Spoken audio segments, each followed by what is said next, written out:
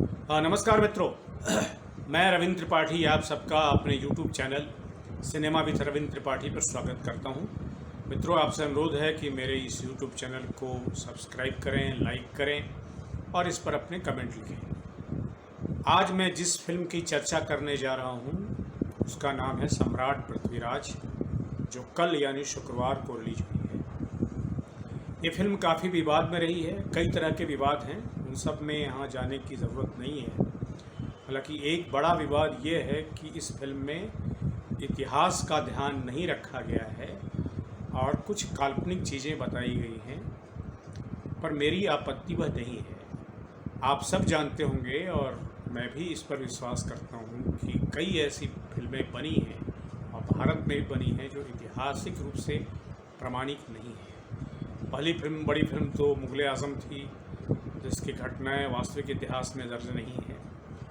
दूसरी बड़ी फिल्म हाल में आई थी RRR, जो एक तेलुगु निर्देशक ने बनाई है।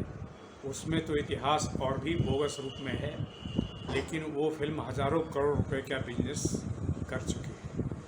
तो जहाँ तक फिल्म जगत का सवाल है, मैं ये तो मानता हूँ निजी रूप से कि इतिहास का ध्यान रखना चाहिए, लेकिन इसके भी प्रमाण हैं कि जो फिल्में इतिहास का ध्यान नहीं रखती हैं वो भी सुपर सक्सेस होती हैं, बहुत सफल होती हैं। तो मेरी वो आपत्ति नहीं है, लेकिन इसके बावजूद कुछ आपत्तियां हैं। इसलिए मैंने इस फिल्म को 5 में से मैंने 2 स्टार दिए हैं, 2.5 स्टार दिए हैं, 2.5। और मित्रों, इसकी वजह है, कुछ चीज़ें मुझे इसकी अच्छी लगी, जैसे कि इसमें जो युद्ध के दृश्य हैं, वार के जो दृश्य हैं, कुछ हैं अच्छे।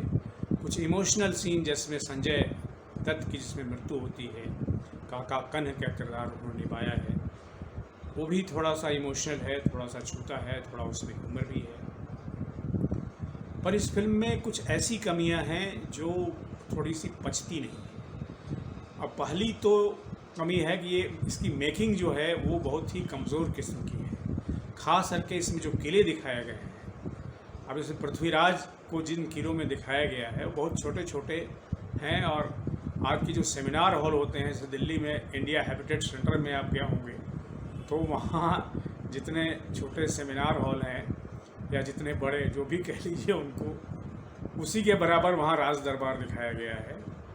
जबकि हिंदुस्तान में बहुत बड़े किले हैं। अब पता नहीं, या तो जो इसके निर्देशक हैं चंद्र प्रकाश द्विवेदी या यशराज बैनर, जिसके आदित्य चोपड़ा आजकल मुख्य कर्ता धरता है, वो बताएंगे, या तो उन्होंने पैसा नहीं खर्चा किया होगा, या जो भी वजह रही हो।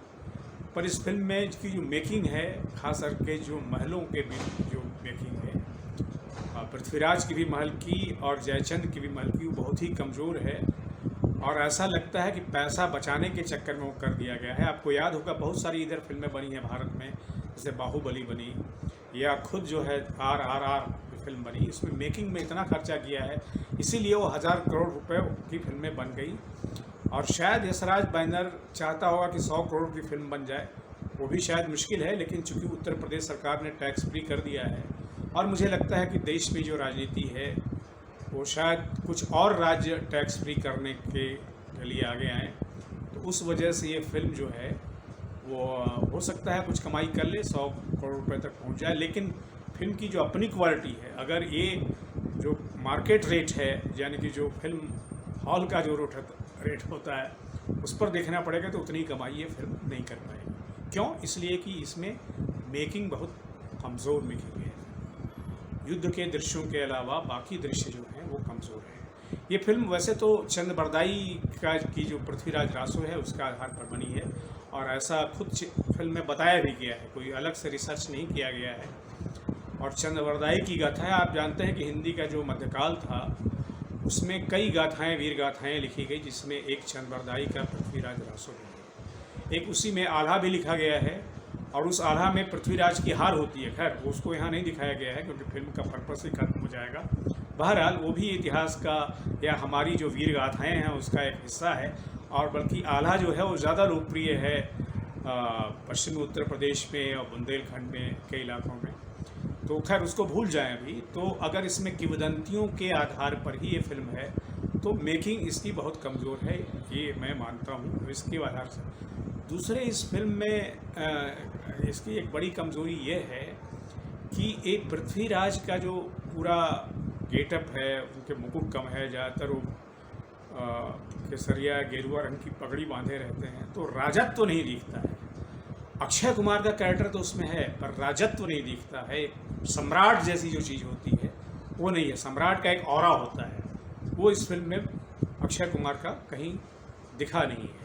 जैसा कि मैंने कहा कि संजय दत्त ने जो किरदार निभाया वो प्रभावशाली है, यहाँ तक कि चंद बरदाई का जो किरदार निभाया है सोनू सूद ने वो भी बहुत अच्छा है।